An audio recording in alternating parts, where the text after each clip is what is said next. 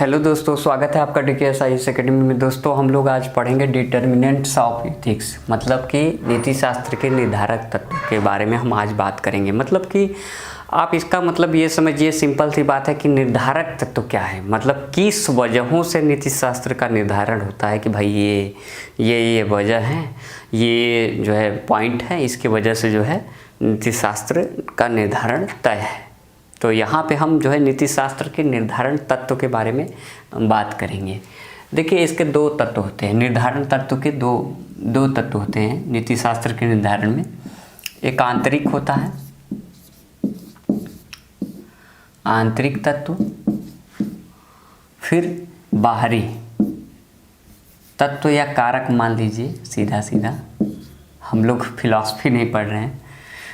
आंतरिक कारक और बाहरी कारक। देखिए भाई, अब हम समझते हैं कि ये आंतरिक कारक क्या है और बाहरी कारक में क्या होता है। जैसे हमारे नैतिकता के निर्धारण में ये बाहरी कारक कौन सा चीज़ है, मतलब बाहर से कौन इसका निर्धारण करता है। बाहर के जो कानून, नियम, नैतिक नियम जो भी बने हैं, वहाँ से क्या निर्धारण इसका होता है, किसका, बाहरी कारक का। और हम यहाँ पे आंतरिक कारक में देखेंगे कि कौन से आंतरिक कारण हैं जो नैतिकता का निर्धारण करते हैं। ठीक, जैसे फॉर एग्जांपल हम इसमें कुछ तत्व लेंगे, कुछ कारक लेंगे, इसमें भी हम उनके पे अलग अलग तरीके से डिस्कशन करेंगे, अलग अलग एक एक पे बिंदु पर बात हम करेंगे। जैसे नैतिकता के निर्धारण के लिए आंतरिक कारण क्या है भाई, समाजीकरण।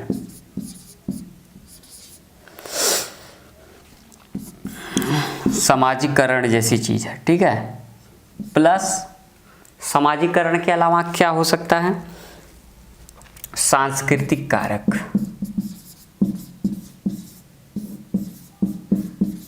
सांस्कृतिक कारक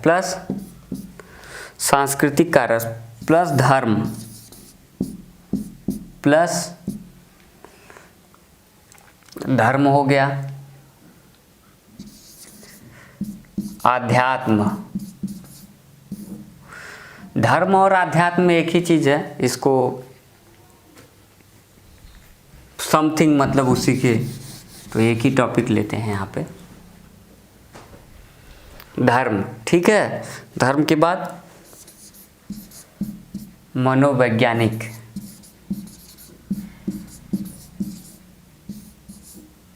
या हम धर्म के जगह पे एक और चीज आत्मिक ले लेते हैं, आत्मिक स्तर। ठीक, ये सारे कारक कौन से हैं, समाजीकरण, सांस्कृतिक कारक, धर्म, मनोवैज्ञानिक, आंतरिक स्तर। अब बाहरी कारक में हम क्या क्या लेंगे भाई, कानून, संविधान,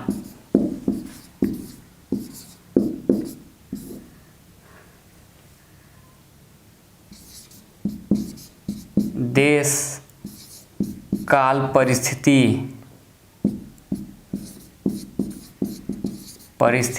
ठीक है। कानून, संविधान, देश काल परिस्थिति। फिर इसके बाद जन जागरूकता। ठीक, उसके बाद प्लस जन जागरूकता के अलावा क्या हम लेंगे, न्यायालय,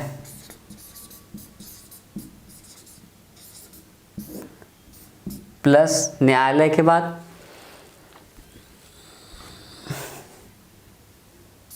प्रशासन।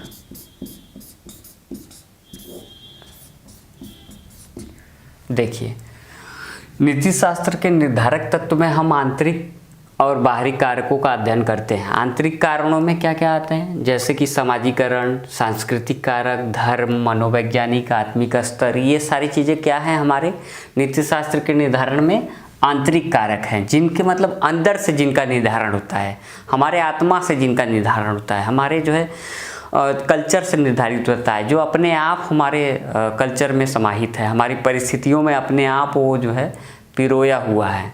तो उससे जो निर्धारित होता है वो कौन सा कारक होते हैं, आंतरिक कारक होते हैं। ठीक है, और बाहरी कारक का मतलब जो बाहर से जो हमारे ऊपर न्याय न्याय के लिए, जैसे कानून के द्वारा जो हमें जो निर्देश मिलते हैं, या जो कानून के द्वारा जो अच्छी जो है सलाह मिलते हैं, ठीक है, कानून के द्वारा जो हमें जानकारी मिलती है, ठीक है, न्याय की बात कर लें, समानता की बात कर लें कानून से, ठीक है, न्याय, समानता, स्वतंत्रता इत्यादि पर जो डिसीजन आता है कानून का, संविधान में जो बातें हमारे प्रस्तावना में कही गई हैं, उनसे भी हमारे व्यक्तित्व का, हमारे नैतिकता का निर्धारण होता है। जैसे प्रस्तावना में स्वतंत्रता, समानता और बंधुत्व की भावना दिया गया है ना, लोकतंत्र की भावना दिया गया है, समाजवाद इत्यादि जैसे अखंडता जैसे शब्दों का प्रयोग किया गया, वो क्या है, वही हमारा क्या है भाई, बाहरी तत्व का निर्धारण करता है ना। बाहरी कारक में जो है संविधान के द्वारा हमें क्या नैतिक निर्धारण मिलता है, यही सब, ठीक है। अभी हम एक एक करके पढ़ेंगे। अभी मैं थोड़ा थोड़ा मोटा बता रहा हूँ, मोटा आपको। देश काल परिस्थिति में हम जो है यहाँ पे देखेंगे, फिर जन जागरूकता से कैसे हम आता है, न्यायालय से कैसे क्या होता है, प्रशासन से। अभी हम पहले बात करते हैं आंतरिक कारक पे। आंतरिक कारक पे हम बात करते हैं, समाजीकरण से हम कैसे जो है नैतिकता का निर्धारण करते हैं। जैसे समाजीकरण से हम कैसे, करण का मतलब एक प्रक्रिया से होता है। जैसे बच्चा जन्म लेता है, समाजीकरण का मतलब समझिए, पहले बच्चा जन्म लिया, बच्चे किस परिस्थिति में, किस समाज से जो सीखता है, परिवार से जो सीखता है, ठीक है, समाज के द्वारा जो भी वो नियम, जो भी वो आदतें सीखता है बच्चा, जो भी मूल्य, ठीक है, जो भी मूल्य, आदत, जो भी चीज़ सीखता है, सीखने की प्रक्रिया में जो होता है, जो भी समाज से वो सीखता है, वो क्या होता है, वो समाजीकरण उसका होता है। उसी के द्वारा एक मनुष्य का डेवलपमेंट होता है, विकास होता है ना। किसी भी व्यक्ति का विकास कैसे होता है, समाज में रह रहा है तो समाज में जो मूल्य हैं, समाज में जो चीज़ें उसके इर्द गिर्द चल रही हैं, उसको देखकर ही वो धीरे धीरे सीखता है। जैसे चलना सीखता है, कैसे खाना खाना चाहिए सीखता है, कैसे रहना चाहिए, किस तरीके से बात करना चाहिए लोगों से, जिन लोगों के भी वो कांटेक्ट में रहता है, जैसे जैसे लोगों के परिस्थितियों के कांटेक्ट में रहता है वैसा ही बन जाता है। जैसे अगर मान लीजिए, अगर मनुष्य को जंगल में छोड़ दिया जाए, पैदा हो मनुष्य और उसे जंगल में छोड़ दिया जाए, भेड़ भालू बकरी वगैरह ये सब हों वहाँ पे, ठीक है, तो वो जो जानवर है जिस तरीके का वो बिहेवियर करते हैं वैसा ही वो भी बिहेवियर करने लगेगा।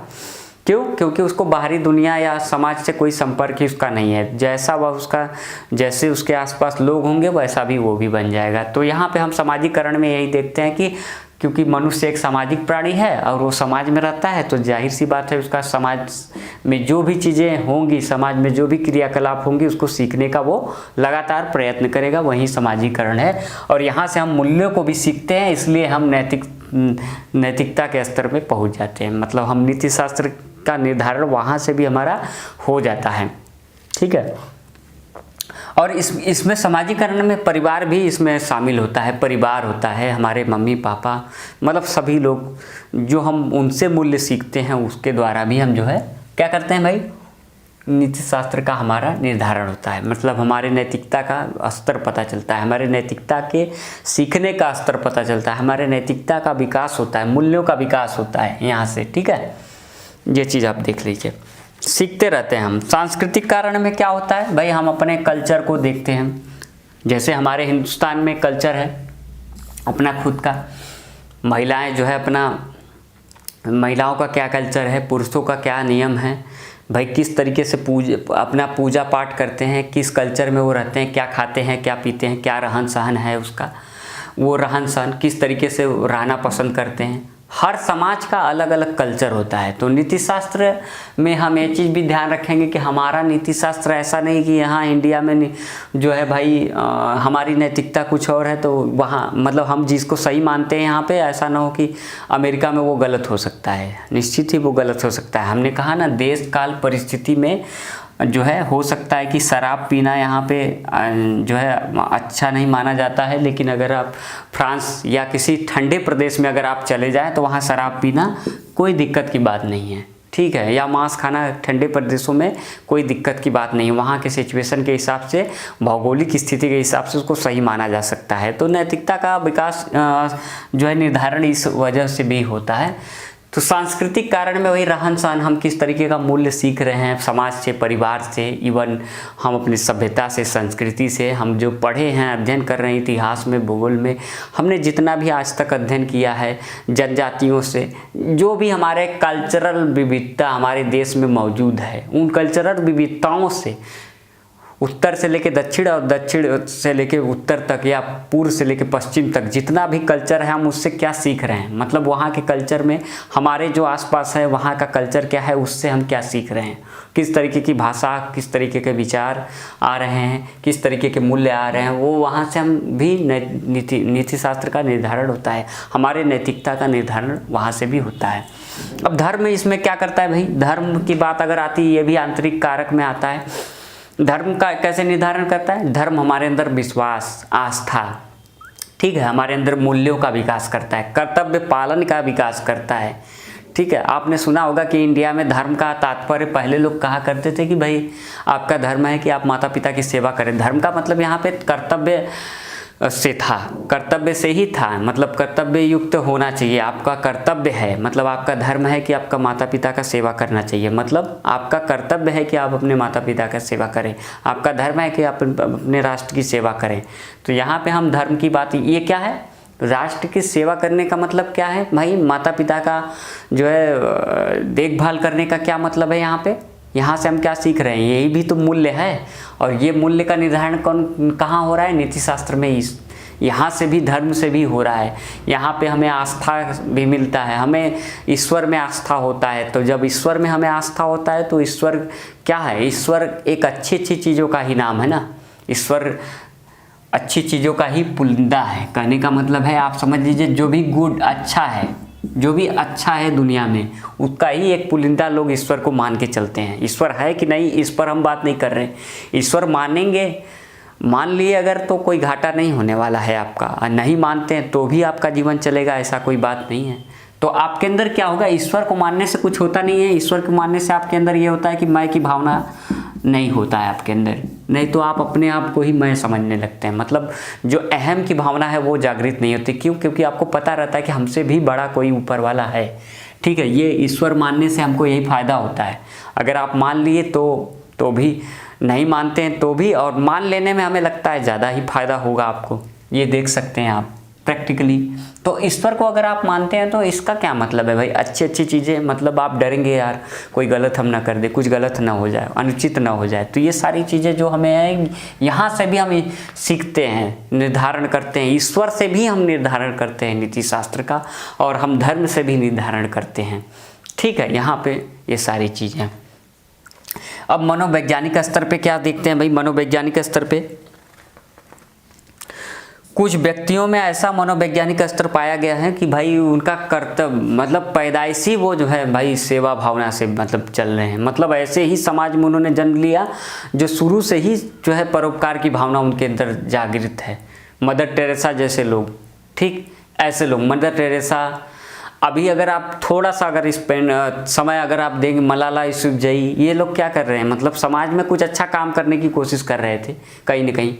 जो पाकिस्तान की जो महिला मलाला यूसुफजई, वो अच्छा ही काम करने की कोशिश कर रही थी। हालांकि अभी देखिए, अभी प्रोटेस्ट हो रहा है पर्यावरण से रिलेटेड, अभी जो आ रहा है नाम जिस लड़की का, बेंगलोर की, अब वो क्या कर रही हैं, वो भी जो है भाई मनोवैज्ञानिक स्तर पे देखिए उनके अंदर भी जो है चीज़ों को लेकर पहले से निर्धारित है कि हमको अच्छा करना है समाज में। तो इस तरीके का जो कार्य कर रही हैं जो भी महिलाएं या पुरुष, कोई भी, पर्यावरण बचाओ आंदोलन आप देख लीजिए, कई सारा होता है, जंगल बचाओ आंदोलन, ठीक है, ये तमाम, नर्मदा बचाओ आंदोलन, आप जानते हैं मेगा पार्टिकल को। तो वो ये सारे लोग के अंदर क्या है, मनोवैज्ञानिक है भाई, इनके अंदर नैतिकता का निर्धारण, मतलब आप पर्यावरण के लिए लड़ रहे हैं, इसका क्या मतलब भाई, पर्यावरण के मूल्य को आप समझते हैं, पर्यावरण की स्थिति को आप समझते हैं, पर्यावरण के महत्व को आप समझते हैं।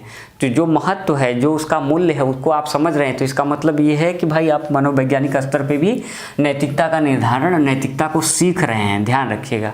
और ये जो मनोवैज्ञानिक स्तर होता है, ये भी क्या है, नैतिकता का आंतरिक निर्धारण तत्व है, ध्यान रखना है।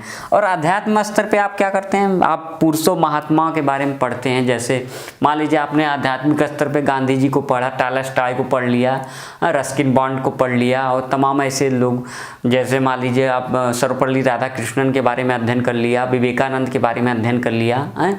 आपने मान लीजिए APJ अब्दुल कलाम के बारे में कुछ उनकी आध्यात्मिक जो चीज़ें हैं, जो वो कहा करते थे जीवन में, जिस तरीके की बातें की, मैं इस मानवीय दुनिया में कुछ भी छोड़ के नहीं जा रहा हूँ, ये सारी बातें जो कहा करते थे अब्दुल कलाम की, जो बातें हैं उस शिक्षा से रिलेटेड, और उसी में जो अध्यात्म को रिलेट करके उन्होंने लिखा है, वो सारी चीज़ें जब आप उनको अग्नि की उड़ान और उनकी जो बुक पढ़ेंगे, जब राष्ट्रपति रामेश्वरम से राष्ट्रपति भवन तक, तब आपको ये भी पता चलेगा उनके बारे में। जब पता चलेगा उनके आध्यात्म की स्थिति, कैसे उनका जीवन चेंज हुआ, सारी चीज़ें, विवेकानंद के बारे में अगर आप पढ़ेंगे तो वहाँ आध्यात्म से भी जो आप महान व्यक्तियों के बारे में भी सीखते हैं, भारत के हो या विश्व के, जहाँ वहाँ से भी कुछ जो नॉलेज ले रहे हैं आप, और उस नॉलेज के द्वारा भी आप अपने अंदर नैतिकता ला रहे हैं, तो इसका मतलब क्या है भाई, वहाँ से भी आपका निर्धारण हो रहा है।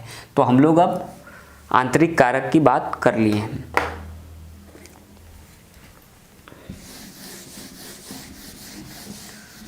अब हम बाहरी तत्वों पे बात कर लेते हैं। नैतिकता, नीति शास्त्र के निर्धारण में बाहरी तत्व क्या भूमिका अदा कर सकते हैं, इस पर हम बात करते हैं। बाहरी कारक में क्या है, कानून। कानून जैसे फॉर एग्जांपल सबरीमाला का जो है डिसीजन हो गया कानून का, LGBT वाला कानून हो गया, ठीक है, 3 तलाक वाला ले लीजिए मुद्दा, ये सारे मुद्दे जो ले लीजिए आप, पर्यावरण से संबंधित जो आरा वाला, महाराष्ट्र के आरा जंगल में जो हुआ घटना, वो सारे घटनाएं आप ले लीजिए, जो भी ऐसा सारी घटनाएं हैं कानून के द्वारा जो ये बनाई गई, आखिर में इन किन चीज़ों को लेकर बनाएगी, मनुष्य को कोई तकलीफ ना हो या पर्यावरण को कोई समस्या ना हो जिससे मनुष्य को समस्या हो सकता है। अगर पर्यावरण ही नहीं रहेगा तो मनुष्य भी नहीं रहेगा। आरा के जंगल में यही हुआ भाई, वहाँ पे बहुत सारे पेड़ों को काट के मेट्रो लाइन बिछाई जा रही थी। अब यहाँ पे बहुत सारा बड़ा आंदोलन चला, आंदोलन चलने के बाद भाई उसको रोका गया, ठीक है। तो वो क्या था वहाँ पे, हालांकि वो मनुष्य के आवश्यकता के अनुसार ही वो हो रहा था, मनुष्य के लिए ही हो रहा था, उसकी भलाई के लिए ही वो पेड़ काट रहे थे और मेट्रो लगा रहे थे, उसकी सुविधा के लिए ही। लेकिन यहाँ पे पर्यावरण को भी बचाना आवश्यक था, इसलिए कानून ने उस पर कार्रवाई कहीं ना कहीं किया। तो कानून भी जो है नैतिकता का निर्धारण करता है, हमारे मूल्यों का ध्यान रखता है, हमारे जो है हमारी नैतिकता का जो निर्धारण होता है, मूल्यों का जो निर्धारण होता है, मूल्यों को आत्मसात करने का प्रयत्न करवाता है कौन, कानून। जैसे सबरीमाला का केस हुआ, ठीक है, आज लोग नहीं मान रहे हैं, ठीक, लेकिन आने वाले दिनों में अभी एक हिंट तो दे दिया ना, न्यायालय ने एक वो फैसला तो दे दिया, भले इसको लोग माने आज ना माने, लेकिन आज के 20 साल बाद 30 साल बाद शायद इस चीज़ को अपनाने लगेंगे, इस चीज़ को नॉर्मल रूप में लेने लगेंगे। जब उनके अंदर से रूढ़ी भावना निकल जाएगी, वो कह रहे हैं ना परंपरा अच्छी होती, परंपरा अच्छी थी उनके, जब शुरुआत हुआ रहा होगा तो निश्चित ही उसका परंपरा अच्छा रहा होगा, लेकिन जैसे जैसे वो रूढ़ी में चेंज हो गया वो दिक्कत कर गया, और उसी रूढ़ी को बदलने का प्रयत्न कौन किया भाई, कानून, न्यायालय, हमारा न्यायालय। सिंपल सी बात ये समझिए, न्यायालय से भी हम देखिए सीखते रहते हैं हमेशा। न्यायालय से भी जो निर्णय आते हैं, न्यायालय के जो भी निर्णय आते हैं, चाहे 3 तलाक पे हो, चाहे अभी जो है दंगों से रिलेटेड जो हो, तमाम चीज़ें जो दंगे होते हैं, किसान आंदोलन से रिलेटेड जो हो, NRC से रिलेटेड जो इनके मुद्दे आते हैं, अयोध्या से रिलेटेड हो, ये तमाम मामले जो है न्यायालय भी जो है क्या करता है, मूल्यों को जो है दिखाने का प्रयत्न करता है, मूल्यों को वरीयता देने का कोशिश करता है।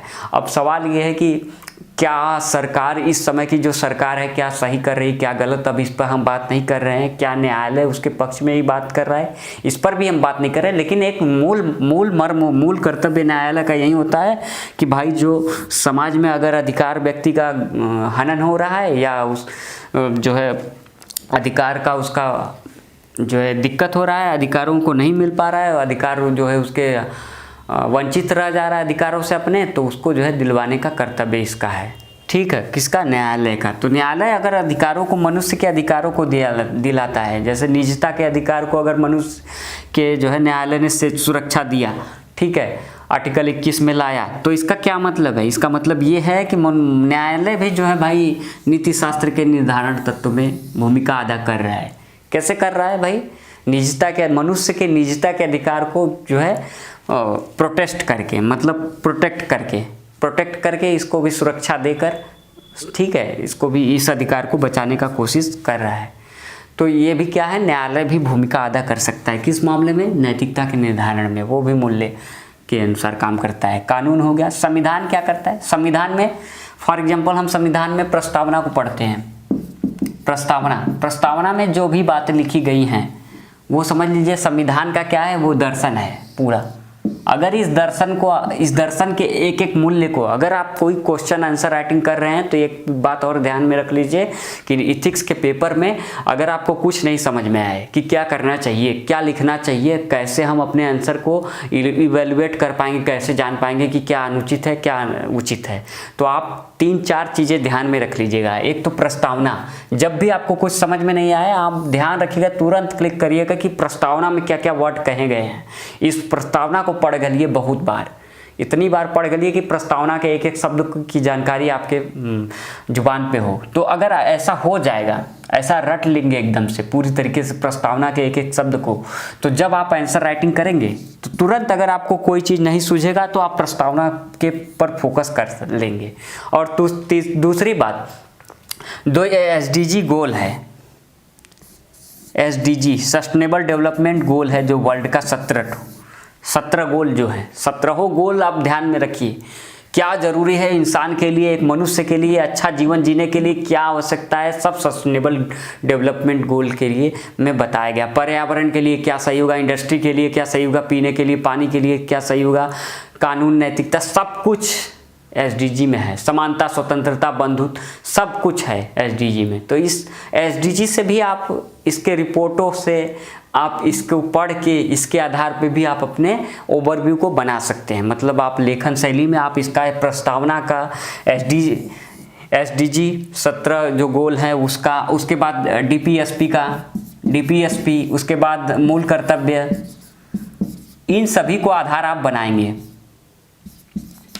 इन सभी को आधार बना के जब आप लिखेंगे, आंसर राइटिंग करेंगे तो निश्चित ही आपका आंसर बेहतरीन हो जाएगा। तो ये चीज़ आप ध्यान रखिएगा। तो संविधान से हम जो प्रस्तावना है, उसकी प्रस्तावना से हम क्या करेंगे भाई, उसके जो समानता, स्वतंत्रता, बंधुत्व, लोक कल्याण, ये सारी जो चीज़ें, लोकतंत्र, समाजवाद, अखंडता, ये सारी चीज़ें, बंधुत्व, ये सारी चीज़ें जो दी गई हैं, इससे हम क्या करेंगे, सीखने का प्रयत्न करेंगे। इस पर फोकस अगर कर रहे हैं तो इसका मतलब ये है यहाँ से भी हम कुछ नैतिकता का निर्धारण कर रहे हैं, यहाँ से भी हो रहा है। अब देश काल परिस्थिति में क्या है भाई, देश काल परिस्थिति में भी हम चीज़ों को सीखते रहते हैं। जैसे मान लीजिए कि हम अभी कोई वही बंदूक की चोट पर अगर कोई कहे हमको कि ये काम करना है, तो वहाँ पे हम परिस्थिति देखेंगे, क्या परिस्थिति है। देखिए, इंसान से बढ़ के उसका नैतिकता नहीं है, जान बचनी चाहिए, इंपॉर्टेंट ये है। अब कांट वाली स्थिति में एक्सट्रीम पे भी नहीं जाना है, आपको मध्यम मार्ग ही लेकर चलना है। मध्यम मार्ग में आपको नैतिकता का निर्धारण करना है। तो मध्यम मार्ग का नैतिकता का निर्धारण कैसे होगा, देश काल परिस्थिति को देखते हुए अगर आप डिसीजन ले रहे हैं, अपनी डिसीजन मेकिंग क्षमता आपके अंदर है, अगर आप ऐसी स्थिति में ले रहे हैं, मान लीजिए कि कौन सा काल चल रहा है, समय कौन सा है भाई, देश कौन सा, किस देश की घटना की ये बात कर रहे हैं, किस देश की समस्या की बात कर रहे हैं, किस देश के मुद्दे में, किस देश के समाज में या किस समय किस परिस्थिति में बात कर रहे हैं, ये सारी अगर इस आधार पे अगर आप डिसीजन लेते हैं तो वो भी उस समय परिस्थिति में उस समय के लिए वो नैतिक होगा। ठीक है, ये ध्यान रखना है। अब जन जागरूकता से क्या होगा भाई, बाहरी तत्वों में, ये भी बाहरी तत्व है। जन जागरूकता, मान लीजिए कि कोई योजना आया, प्रधान के पास योजना आया और मान लीजिए आवास देने के लिए योजना आया, और प्रधान ने क्या किया, गांव के जो प्रधान होते हैं, मैं उनकी बात कर रहा हूँ, प्रधान ने क्या किया, आवास आया और जो है जिनको मिलना चाहिए था आवास उनको मिला ही नहीं, या जो भी योजनाएं सरकार के थ्रू आने वाली थी, जो आई गांव में, समाज में, जहां आई, शहर में आपके, वहां पे योजना का जो है पता ही नहीं चला किसी को कि कौन सी आयुष्मान भारत योजना, क्या मालूम है आपको, लगता है गांव में बहुत सारे लोगों को मालूम ही नहीं कि ये आयुष्मान भारत योजना जैसी कौन सी चीज़ क्या होता है। बस गांव के कुछ लोगों को मालूम है, बस वही कुछ लोगों को। तो यहाँ पे देखिए, अब यहाँ पे आपका कर्तव्य क्या होता है, कर्तव्य बनता है ना प्रधान का, या प्रधान अगर ऐसा नहीं कर रहा है तो इसका मतलब ये है कि वो अपने कर्तव्य से, अपने उत्तरदायित्व से भाग रहा है, कहीं ना कहीं छुपा रहा है, या वो चोरी करने की कोशिश कर रहा है उस योजनाओं से।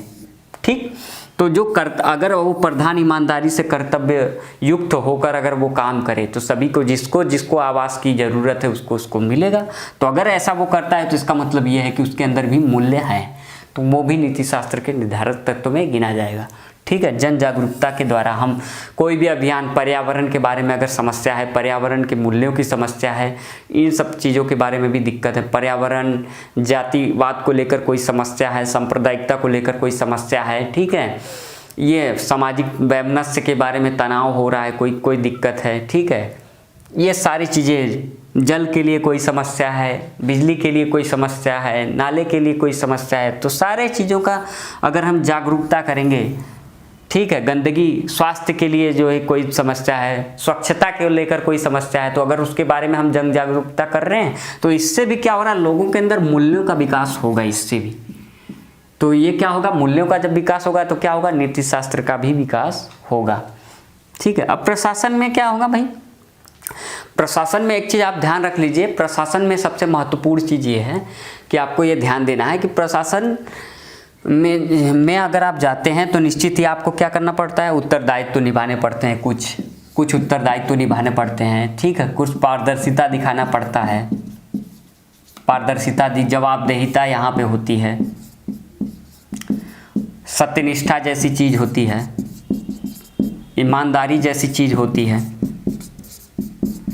ठीक, ईमानदारी जैसी चीज़ होती है, प्रेम, करुणा, दया, भावना, ये सब सारी जो चीज़ें होती है, अगर प्रशासन में एक व्यक्ति जाकर प्रोफेशनली इन चीज़ों को, मतलब प्रोफेशनली जहाँ पे इसकी ज़रूरत है, जेन्युइन जहाँ पे ज़रूरत है, अगर इसको समय के हिसाब से समय अकॉर्डिंग और देश काल परिस्थिति इसके हिसाब से अगर वो प्रशासन में जाके कोई व्यक्ति अगर पारदर्शिता, उत्तरदायित्व को अपने सही निभाता है, सत्यनिष्ठा और ईमानदारी को साथ में लेकर चलता है, प्रेम और करुणा, दया जैसी चीज़ उसके अंदर है, तो निश्चित ही वो क्या, प्रशासन में कोई व्यक्ति आईएएस बनता है, पीसीएस बनता है, तो वो अच्छा काम करेगा। तो इसका मतलब यह है कि उस प्रशासन के द्वारा भी हमारे अंदर क्या भाई, नैतिक निर्धारण हो रहा है, हमारे नैतिकता का निर्धारण यहाँ पे भी हो रहा है। अब कुछ और कारक देख लेते हैं, भौगोलिक कारकों की वजह से भी नैतिकता का निर्धारण होता है। 2 कारक हम लोग देख लिए, आंतरिक और बाहरी कारक, सब डिस्कशन हो गया यहाँ पे। ठीक है,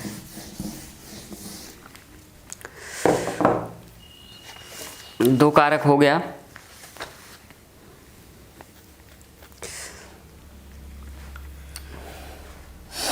भौगोलिक कारक देखते हैं। भौगोलिक कारक, भौगोलिक कारण में क्या है भाई, भौगोलिक कारण में कृषि, अगर कृषि को लेते हैं, और दूसरा क्या लेते हैं भाई, कृषि और शराब।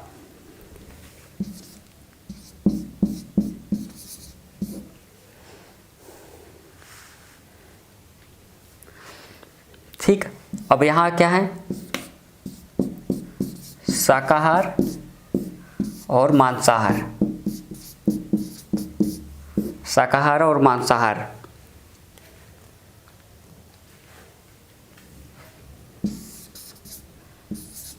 ठंडा प्रदेश,